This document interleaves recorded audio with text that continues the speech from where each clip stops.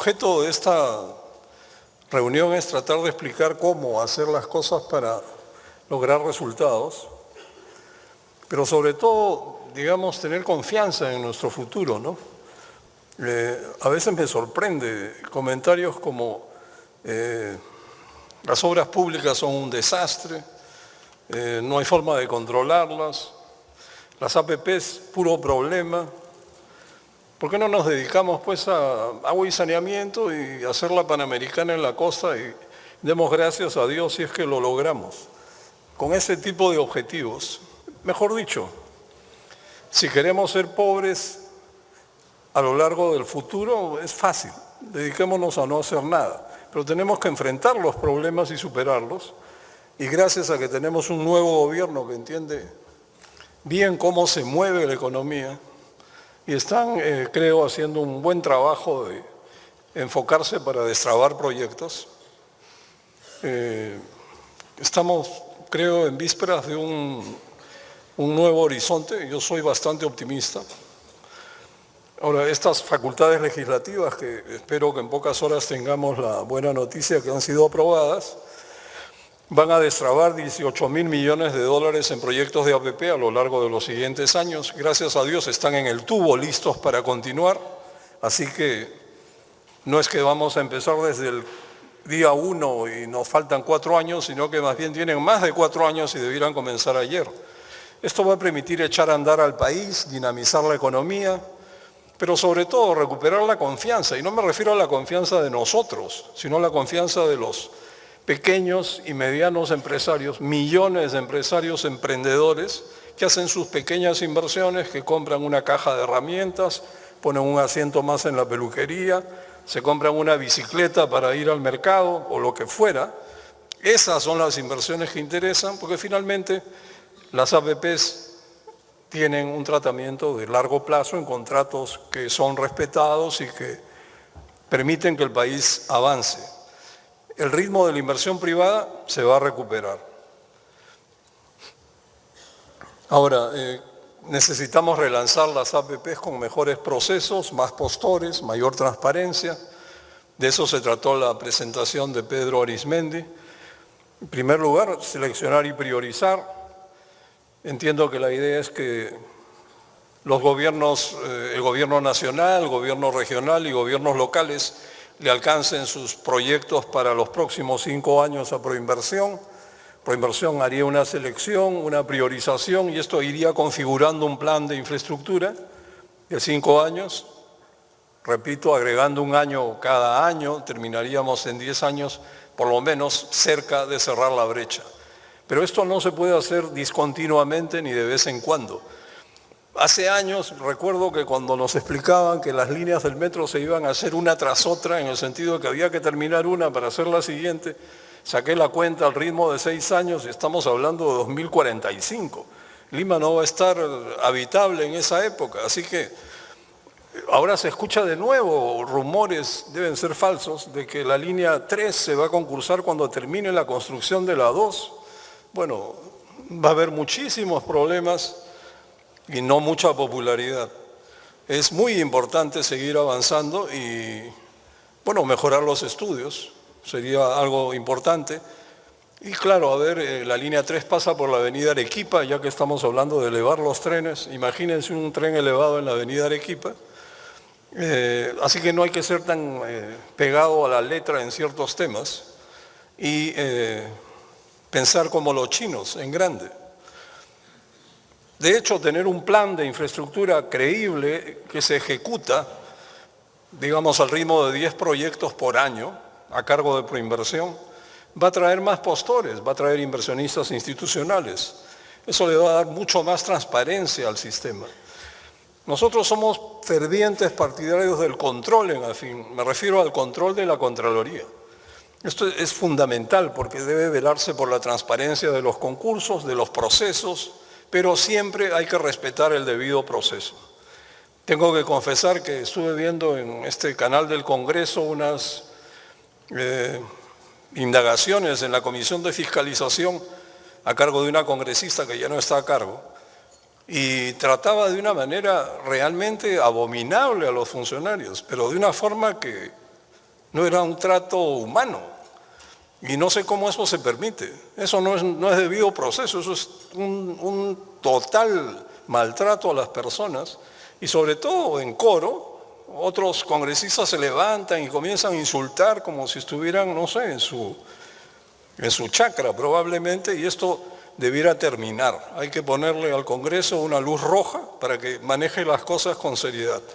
Para empezar, el tema de la Contraloría, que estuvo tan mediática durante agosto, no es cogestora, no puede suplantar al regulador, al concedente, al supervisor en sus decisiones, y tiene que respetar la discrecionalidad de los funcionarios que para eso se han especializado. No puede imponer su discrecionalidad sobre la de los funcionarios a cargo y encima denunciarlos si es que no cumplen con sus recomendaciones, que no son recomendaciones, son una especie de espada de Damocles. Felizmente eso ha terminado y me imagino que si hay un diálogo entre las autoridades y la Contraloría, más bien podría servir para agilizar los procesos en vez de dinamitarlos. Ahora, ¿cuál es la realidad del gasto en obras o del gasto en infraestructura en el Perú? La línea roja es el gasto total, la línea azul el gasto en obras públicas y la línea verde el gasto en cofinanciar APPs. Lo que pasa es que como pensamos en APPs, en la línea 2 del metro y el gasoducto y todas son unas obras de miles de millones, cualquiera diría, debemos estar gastando muchísimo. No, se gasta lo que está mostrado en la figura. Cerca del 5% anual en infraestructura, pero se gasta mal. Son miles de pequeñas obras públicas donde prácticamente no hay control. No hay voluntad de control y tampoco hay control posible. En el periodo 2014-2016 se gastó, o se gasta porque no ha terminado, como 7 veces más en obras públicas que en cofinanciar APP, y en el marco macroeconómico multianual revisado al 2019 se proyecta gastar en el periodo de los siguientes 3 años 3.3 veces más en obras públicas que en cofinanciar APP, con lo cual el 23% del gasto sería para cofinanciar APP. Bueno, digamos que está mejorando la relación, pero en vez de miles de pequeñas obras públicas separadas, parece que hicieran, por ejemplo, el agua y saneamiento de 10 cuadras en una localidad, o no sé cómo se hacen proyectos tan chicos. Si ustedes dividen los proyectos parados que están reactivando en el Ministerio de Vivienda, sale creo que 2 millones por proyecto. ¿Qué es esto? ¿Quién lo hará? Un gafitero. Sería eficiente, si es que es posible, empaquetarlos en contratos de gestión, por provincias o por regiones, y concursarlas. Esto es muy aplicable en agua y saneamiento. El tema del agua y el saneamiento es tan clave porque es el objetivo central del presidente Kuczynski, que creo además es su argumento más fuerte. Sin embargo, ¿cómo se va a hacer? He visto en las facultades legislativas fortalecer a la CPS, fortalecer a CEDAPAL, bueno, ¿y por qué no fortalecen el servicio? Es muy fácil decir esto de fortalecer las empresas públicas como si el objetivo fuera empresas públicas fuertes y no servicio de calidad. Y eso sí que es un serio dolor de cabeza para el país. Parece, si no lo saben, CEDAPAL tiene el 70% de su actividad en contratos de gestión con empresas privadas, tercerizado, 70% de todo lo que hace. ¿Qué tendría de ilógico entonces que se hicieran contratos de gestión para Lima Norte, Lima Centro, Lima Sur, y que se contrate a una empresa de espaldas y calibre, experiencia internacional, para que opere integralmente el servicio? Esto no es privatizar, y además se pierde tanta agua por la mala gestión y las tuberías en mal estado, que hay un campo grande para hacer eficiencias, lo que permitiría, sin tarifazo, sin privatización, atacar el problema y en 5 años probablemente 100% de hogares cubiertos y sobre todo tener objetivos nacionales. Debemos dejar de hacer esta distinción odiosa. Para mí, ¿qué es cerrar la brecha de infraestructura? Por ejemplo, que en el 2025 todos los hogares del Perú urbano tengan agua y desagüe en sus casas, agua fría y caliente. Todos, no algunos.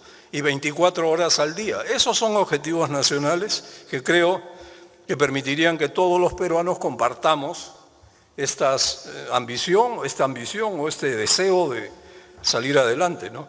Lo mismo para escuelas, se pueden hacer prototipos prefabricados, modulares. Esto sería mucho más rápido de ejecutar en forma masiva, con operación y mantenimiento. Lo mismo se aplica a postas médicas y hospitales nivel 1. Se puede aplicar obras por impuestos a esto. Es decir, hay muchas cosas que se pueden hacer, pero se necesita voluntad política. Lo que pasa es que creo hay una cierta visión errónea de lo que es una obra pública y una APP. La primera impresión es que la obra pública es más barata. Claro, no incluye operación y mantenimiento, no puede costar lo mismo. La segunda impresión es que el Estado en una APP está asumiendo riesgos que no debería asumir, como si el negocio en la APP fuera trasladarle todos los riesgos al privado, lo cual es absurdo, no habrían inversiones, siendo que en la obra pública el Estado absorbe todo el riesgo, no parte del riesgo, todo. Y además, cuando algo va mal, el Estado asume el problema y termina administrando directamente o se perdió la obra. Mientras que en una APP, que incluye operación y mantenimiento, el Estado puede dar garantías, pero está cubierto del riesgo de ejecución. Y, por ejemplo, un buen argumento es, en caso de terremoto, las APPs tienen seguro, las obras públicas no tienen seguro. Así que ahí hay una diferencia enorme. Ahora, es importante tener una nueva matriz, tender a una nueva matriz del gasto en infraestructura. Digamos, el objetivo anunciado es llegar a 6.2 del producto invertido en infraestructura por año, más o menos 1.4% del producto para cofinanciar APPs. Una sugerencia sería más adelante, no sé cuándo es más adelante, ojalá sea pronto, ir hacia 7% del producto como gasto anual en infraestructura y dedicar la mitad a cofinanciar APP. Claro, si las obras públicas diminutas que hay se pudieran empaquetar y encargar al sector privado que las gestione, haciendo escala, eso permitiría que menos obras públicas corran el riesgo de perderse el dinero porque es imposible controlar. Supervisa el primo del alcalde y construye un tipo que tiene un kiosco de periódicos. Esto es materia común en las zonas más alejadas. Lo que no se gasta es, lo comentó Pedro, 3.000 millones de dólares por año. Eso es 11 veces la planta de tratamiento de Tahuada, casi 6 veces lo que cuesta Chinchero, 0.6 veces la línea 2 del metro. Y eso es lo que el gobierno no logra gastar. O sea, es decir, hay tanto temor al futuro por el endeudamiento que tendríamos si lanzamos el concurso de la línea 3, pero si no logran gastar cantidades importantes. En las facultades especiales está anunciado un fondo de infraestructura que se va a alimentar con el excedente del Fondo de Estabilización Fiscal por encima del 4%. Esto causó un gran revuelo porque en el CADE del año pasado los candidatos anunciaron que se iba a usar el Fondo de Estabilización Fiscal, o FEF, para infraestructura, pero en realidad no era posible, porque por ley esto se usa para desastres naturales, emergencia, etc. No era posible usarlo, pero el excedente sobre 4% sí. Había 4.7% en ese momento, pero ya se lo gastó el gobierno saliente en diciembre y lo gastó en gasto corriente. O sea, vació el excedente. Hoy día esto está en 4.18% del producto. Ese excedente es muy diminuto, difícilmente se va a incrementar porque la situación fiscal no hay una previsión de incremento de ingresos, así que posiblemente eso es poco. Y por otra parte, el Fondo de Infraestructura debiera servir para dar garantías. Después Hernández Solminiac nos va a explicar el proyecto de ley que están discutiendo en el Congreso en Chile. Y bueno, debiera ser para dar garantías. Y si alguna vez se ejecutasen las garantías, que probablemente la posibilidad es muy limitada, habría que reponer el monto girado al fondo con recursos del presupuesto al año siguiente. Ahora, este es el cuadro que muestra cómo han ido evolucionando los recursos del Fondo de Estabilización Fiscal. A fines del 2015 cayó a 4.1, pero estaba en 4.7, sino que se gastó 0.6 en gasto corriente. Probablemente eso ha contribuido al déficit fiscal actual de 3.3, 3.4. Ahora, el FEF está establecido en 4% del producto. Como tantas otras cosas en la vida, es un número mágico. Esto se estableció en el año 99, ahí pueden ver la situación. El producto era la cuarta parte de lo que es ahora, la deuda pública era el doble de lo que es ahora, las reservas internacionales eran la séptima parte de lo que son ahora, y el spread punto sobre bonos del Tesoro era 3 veces mayor de lo que es ahora. Estamos en otro país. Así que parece que eso ya no debiera aplicarse.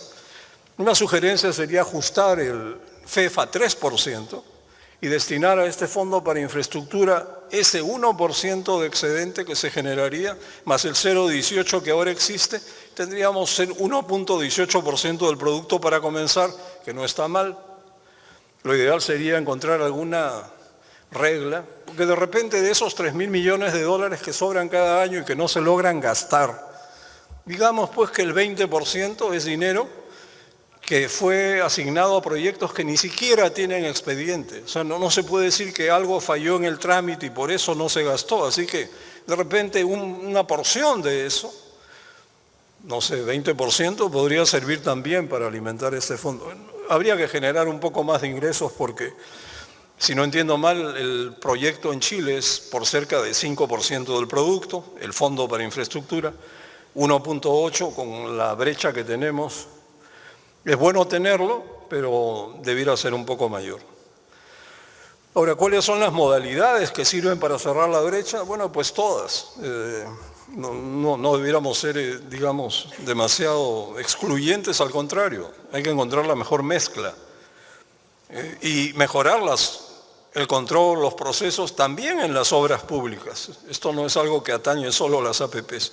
Que imagínense hacer nuestro esfuerzo en las APPs y que las obras públicas sean una especie de barril sin fondo, no tiene sentido común. En el campo de iniciativas privadas, por ejemplo, hay 33 iniciativas privadas, 2 de ellas desde el 2013, en ventanas que fueron abiertas por el propio gobierno, que hasta ahora no se resuelven. Una trascendental es el anillo vial periférico, que entiendo que está avanzando.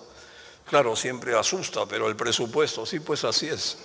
¿Cómo vamos a hacer las cosas si no hay presupuesto? Hay que armar el presupuesto. En una empresa esto no funciona en que el tipo que maneja la caja te dice no hay caja, ándate a otro lado. No, al contrario, te cambias de cajero. Pero tienes que hacer las cosas. Los chinos deben trabajar así, pero la buena noticia es que en China este gran crecimiento que lograron lo hicieron con gobiernos de ingenieros. Así que el ingeniero Vizcarra nos conviene mucho. La verdad es que hay que hacer las cosas, en vez de por un lado y por otro lado y después no se hace mucho. En la segunda ventana tienen esos 12 proyectos y por último en la ventana del 2015, 19 proyectos. Esto es impresionante. En educación 14, en salud 8. Escuchamos que en salud, por ejemplo, aparentemente al sector no le gusta la idea porque quizás piensan que si se lanzan por este camino no van a tener presupuesto para hacer las cosas que desean hacer. Y en realidad no es así, porque en esos casos, que las obras no son tan grandes, entiendo que el pago empieza después que termina la obra, varios años adelante. El otro día se lo comenté a un ministro y el comentario que recibí es, pero Gonzalo, tenemos que contabilizar. Sí, ya sé que hay que contabilizar, ¿cómo no van a contabilizar? Pero lo van a contabilizar cuando toca y la ministra va a tener plata ahora, no es que se va a quedar sin un centavo por hacer esto, más bien cómo no van a hacer estas obras, porque se necesitan, han sido hechas por invitación y en general son un vehículo tremendamente potente. El potencial anual de obras por impuestos también es bien importante, está muy subutilizado. Como esto, la fuente es el impuesto a la renta de tercera categoría. Pueden ver que en el 2015, digamos, los impuestos a la renta de tercera categoría de los 50 megas y los 230 top suman como 1.3% del producto. Así que muy conservadoramente se puede estimar que quizás 0.25% del producto se podría aplicar a obras por impuestos. Eso equivale a 1.300 millones de soles. Y para que vean cuánto se ha venido gastando, 300 millones el año pasado. Así que hay mucho que se podría hacer, pero hay que elevar el monto tope por obra, creo que son 57 millones de soles, eso es poco. Agregarle operación y mantenimiento, porque si no se puede quedar en un bonito edificio. Y sobre todo facilitar su aplicación. Llegando al extremo, por ejemplo, se podría permitir que el interesado, o sea, la empresa privada que quiera hacer la obra, la haga y después la entregue con cargo a que un supervisor la apruebe, pero un supervisor de una lista seleccionada, calificada, ¿no? Cualquier supervisor, amigo o vecino de la autoridad. Y entonces eso aceleraría las cosas, porque hay casos dramáticos que de repente el proyecto está listo, van al terreno para empezar la obra y se dan cuenta que el terreno no estaba disponible. Y hay que empezar de nuevo. Es lamentable. Pero también necesitamos objetivos factibles, ¿no? La verdad es que, excepto algunos proyectos en Lima Metropolitana, como Rutas de Lima, Línea Amarilla, y algunas carreteras adjudicadas, escasean los proyectos autosostenibles. Y la otra paradoja es que, contra el sentido común, porque suena, pero no es así, es como si un proyecto, miren, un proyecto que no tiene ingresos suficientes va a recibir un subsidio del Estado aunque se haga como obra pública o como APP. Solamente que cuando se hace como APP se llama cofinanciamiento. Y todo el mundo sufre pensando que están dándole plata al privado. Pero si se hiciera como obra pública es el mismo presupuesto, el mismo monto, se paga mientras se construye, ni siquiera hay una ayuda financiera del privado y no hay diferencia. Pero sin embargo se cuestiona el cofinanciamiento como si fuera un animal de otro planeta y es la misma cosa. No hay diferencia, repito. Ahora, esto es lo que ha ocurrido hasta mayo del 2015, 35% de los proyectos han sido cofinanciados, pero eso, bueno, pues cada vez hay menos proyectos que se puedan autosostener o cofinanciar poco, sobre todo hospitales, infraestructura social, eso es muy difícil o imposible. Y como va a haber nuevos proyectos en las regiones, por ejemplo, tramos de la longitudinal de la sierra y líneas del metro de Lima, en el mundo entero las líneas del metro son cofinanciadas y generalmente la tarifa paga la operación y el mantenimiento. Este porcentaje deberá tender a subir. También se necesitan ajustes normativos al decreto legislativo 1224, que es la ley marco de APP. En los últimos meses del gobierno anterior dictaron varias directivas que hay que revisar, que no consideran la falta de capacidad de gestión estatal y en vez de, como se está haciendo ahora, resolver los problemas de gestión estatal y enfrentar el reto de, por ejemplo, expropiar de acuerdo al plazo que se acordó, en vez de eso más bien pretendían trasladarle al privado el riesgo de las expropiaciones. Por ejemplo, el riesgo de los permisos, esto es bien interesante.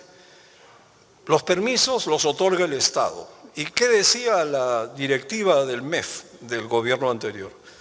El riesgo de los permisos debe ser trasladado al privado porque de repente no ha hecho bien el trámite. O sea, ese tipo de mentalidad frustra los procesos y habría que revisarlos, porque así como esta perla hay varias que dejaron sembradas como una especie de cerrojos para que no se hagan las cosas. Es como tener aversión al riesgo, cuando en realidad si no se hace como APP, el Estado asume todo el riesgo. Eso es lo que cuesta entender. Y sobre todo, como mencionó Pedro, restituir los hitos financieros constructivos. Los hitos funcionales exigen en la práctica que el concesionario financie el 90% de la construcción. Esto encarece la obra y desalienta a los postores.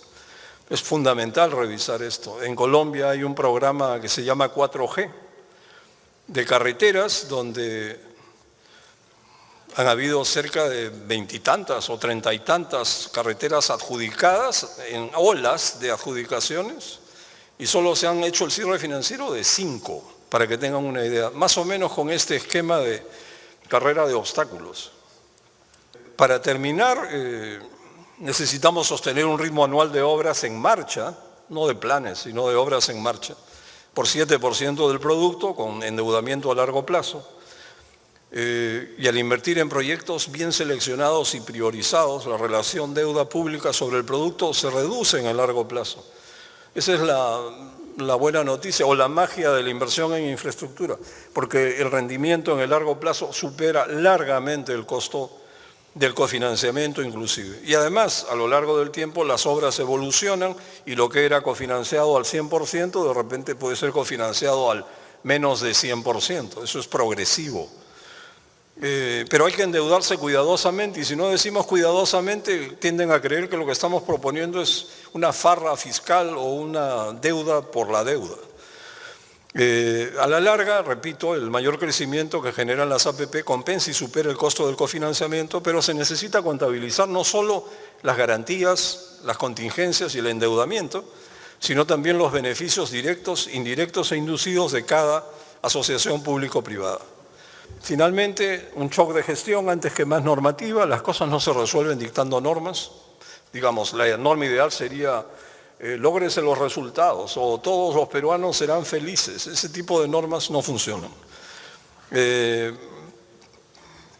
Para destrabar permisos, por ejemplo, tenemos una propuesta bastante ingenua: establecer una autorización única temporal para iniciar las obras contra una garantía bancaria del concesionario de cumplimiento de los requisitos de cada permiso, hasta que una vez obtenidos todos los permisos, la autorización única queda sin efecto, pero se puede empezar la obra y no se pierden 2 o 3 años entre que se firme el contrato, se hace el cierre financiero y comienza la obra.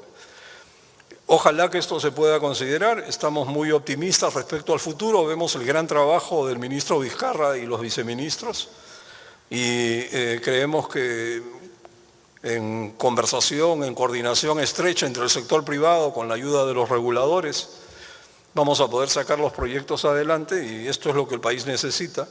Y sobre todo enfrentar los problemas, ¿no? Y no dudar de nuestras capacidades ni comenzar a vacilar en el sentido de que, a ver, revisemos el contrato A, revisemos el contrato B.